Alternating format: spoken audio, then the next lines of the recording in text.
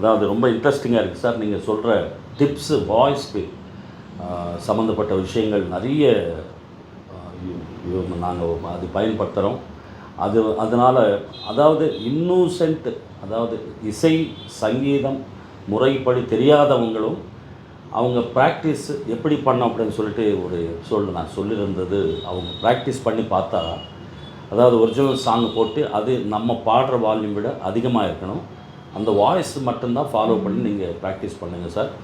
Lyrics மனப்பாடம் ஆகணும். Tune by heart ஆன பிறகு நம்ம எப்போயாவது ரொம்ப ப்ராக்டிஸ் ஆன பிறகு தான் நம்ம மைனஸ் ட்ராக்கில் பாடணும் அப்படின்னு சொல்லியிருந்தேன். ஸோ அது ஃபாலோ பண்ணிவிட்டு ஒரு 2-3 பேர் காமெண்ட்ஸ் போட்டாங்க.